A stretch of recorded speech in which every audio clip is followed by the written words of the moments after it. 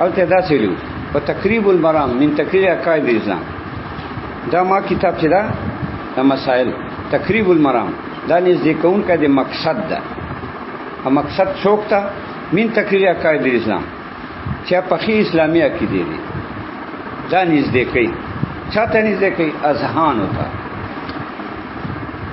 اوس عقاید اسلام باندې خبره کوي. دی وایي اضافت عقاید اسلام ته یا اضافت بیانی ده. ان عقیده عین اسلام دي. دا په یو تقدیر باندې چې اسلام عبارت اعتقاداتونه، اصل کې اعتقاداتونه هو ایمان عبارت ده. خو اسلام هم په معنا د ایمان سره راځي، په معنا د اعتقاداتو سره، تصدیق سره.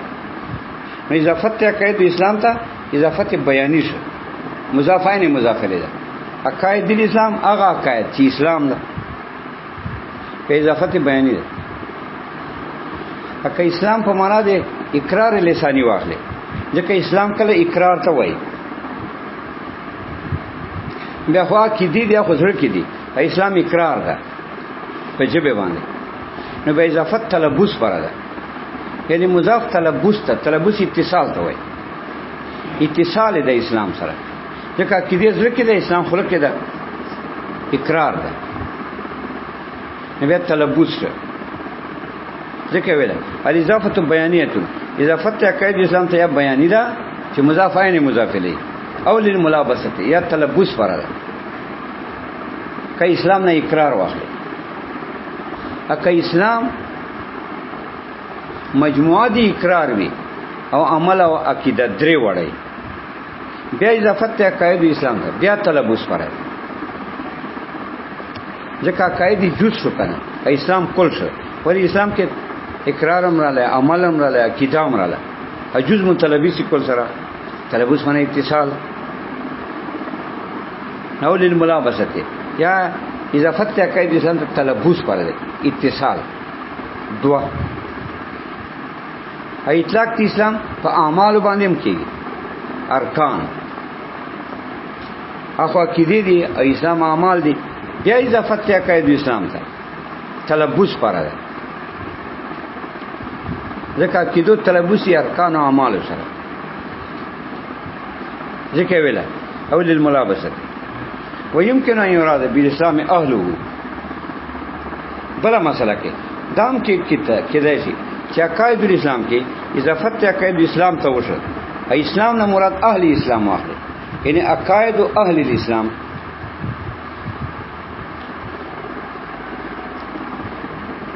اوس یو خو اضافت عقاید اسلام ته شو، اسلام نه مراد اهل اسلام.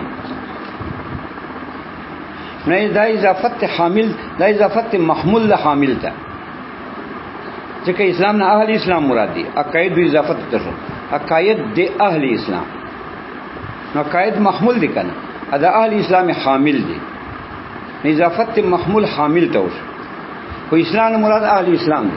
اوس اسلام نه چې اهل اسلام اخلي، دا په کومه طریقې؟ دا وایي دا په طریقې د مجاز مرسل. اته سویل دي چې مجاز کله مستعاری کچته منا مجازیه کی قیمت کې علاقه تشبیه وي، یعنی دوارو کې تشبیه وي په یو وصف کې. هغه وصف کې تشبیه وجنه ته ادعاو کې ته دا دواو کې چې دا یو فرد دی بل ده، یعنی مشابه فرد مشابه ده. لکه زید کله صد کې تشبیه ده، نو ته ادعاو کې چې دا ذات فرد دی اسد ده. وای اسد پر دوه فرد دي، یو افراد حقيقي یو افراد ادعایی، چې داوا کې ته اسدي. نو دا ذات چې دا فرد ادعایی دی اسد ده، حقيقي فرد خو نه ده، او ادعایی فرد ده. نو ته چې ادعاو کې د فردیت چې مشابه فرد مشابه به کې ولا ځکه دوه شرکت فی الوصفی او وصف شرکت لوجنا ته یو د بل فرد کې ادعا د فردیت کې. نو دا علاقه تشبیه ده، دا ته مجاز مستعار وای. بیا مشابه به کې استعمال یا عکس. ایو مجاز مرسل ده. مرسل ارسال نه ده، ارسال ترک ته وای چې ترک تشبیه، یعنی علاقه د تشبیه نه نور علاقه وي. نور علاقه د مجاز مرسل سلیر استلاقی دي سلم وای ورستا وحسروا فی 24 نوعا دا مجاز مرسل والے کومه علاقه دي دا سلیر اس انواع دي ایوه علاقه د تشبیه ده ټول 25 په نزلته مجاز مرسل وکي په اسلام کې عقاید اسلام څنګه مجاز مرسل وکي اسلام نه مراد کې اهل اسلام په ترکه د مجاز مرسل سره مجاز مرسل ارسال نه ده ارسال ترک ته وای عدالت ترک تشبیه تشبیه نه نور علاقه څنګه نور علاقه یعنی مثلا کل جز کے استعمالی جز کل کے استعمالی مطلق مقید کے استعمالی مقید مطلق کے استعمالی موصوف صفت کے استعمالی صفت موصوف کے استعمالی دا مجاز مرسل دغه یو دلته چې مراد اسلام نه اهل اسلام دي په طریقې د مجاز مرسل سره هغه دا چې اسلام نه مراد اهل اسلام اطلاق کی صفت په موصوف دلته اسلام اطلاق راغله عقاید الاسلام مراد اهل اسلامي نو دي صفت اطلاق په موصوف شو اطلاق الصفه على الموصوف او مجاز بالحذف یا دلته مجاز بالحذف تا یعنی مجاز بسبب الحذف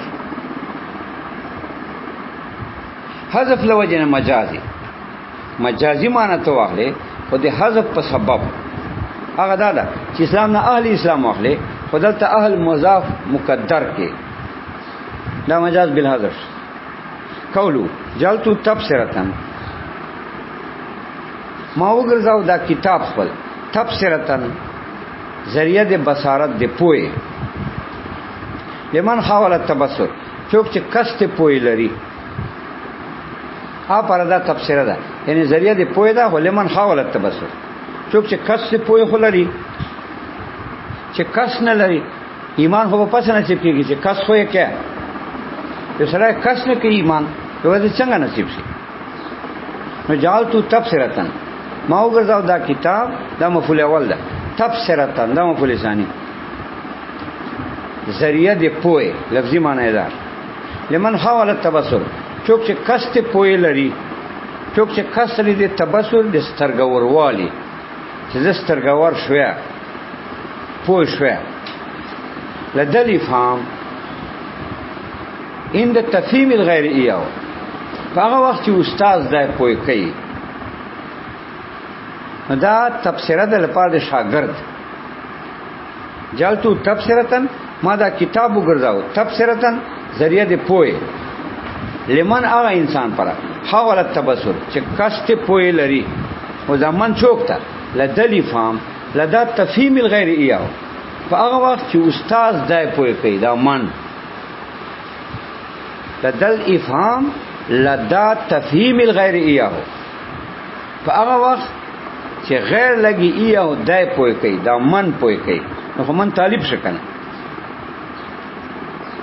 اچ پوهه کوون کا شاو استاد شه دا تفسیر د طالب شو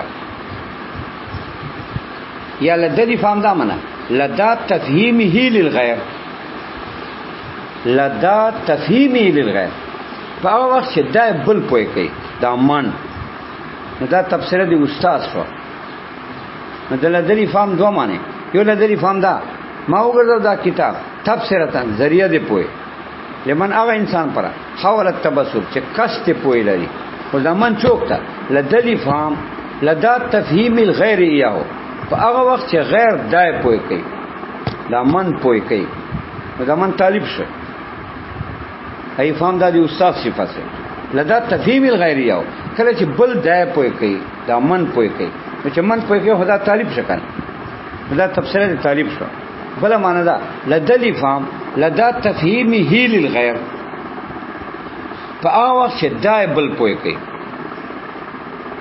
دا من حاول التبصر چې دا چې دای پوي کوي غیر لره لدل افهام لدا تفهیمه چې دای پوي کوي الغیر غیر لره دا من پوي کوي غیر نو چې من پوي کوي خدای استاد نو دا یا تفسیر د طالب دا یا تفسیر د استاد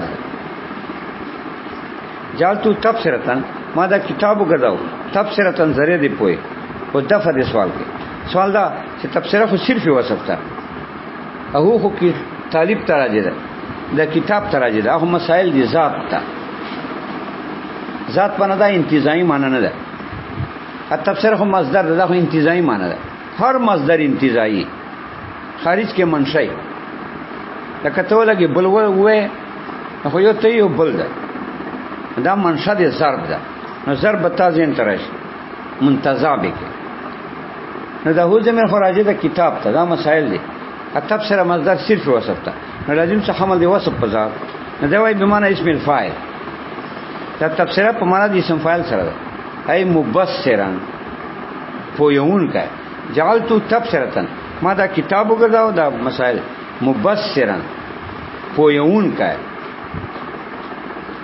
وکذا تذکرتن دا چې تذکرتن دا معنا ده عطف ته تبصرتن بیا اعتراض ده چې بیا حمل دی وصف په ذات ته ځکه و زمين خو مسائل کتاب ده التذکرہ خو صرف وصف ته نو دا وی وکذا تذکرتن تذکرتن په قیاس ده تذکرتن په معنا د مذکر سره ومه ګرځاو دا کتاب تذکرتن مذکر یادداشت ورکوونکی چې دا بل ته یادداشت ورکوي لدل افهام لدا تفهیم للغیر یا لدا تفهیم الغیر ایاهو یا استاد پر یا طالب پر مخکې مو ویل قولو لدل افهام ای تفهیم الغیر لدل افهام اشاره کوي دیتا چې دا افهام مصدر ده په معنی تفهیم سره ده اضافه فاعل ته ده فاعل محذوف ده لدل افهام ای لدا تفهیم الغیر وخت په یولو دی بل دلاره دا من لاره لدل افهام ای لدا تفهیم الغیر ایهو نو افهام به معنی تفهیم شه فاعل محذوف ده ای تفهیم الغیر په یول دی غیر چا لاره ایهو دی من لاره نو غیر استاد ته دمن طالب شه نو دا تذکرہ دی طالب ده یا لدل افهام لدا تفهیم هی للغیر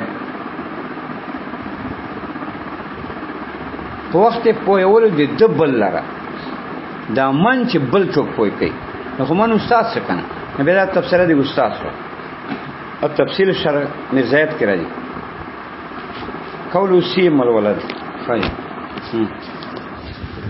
چلو رسول الله باندې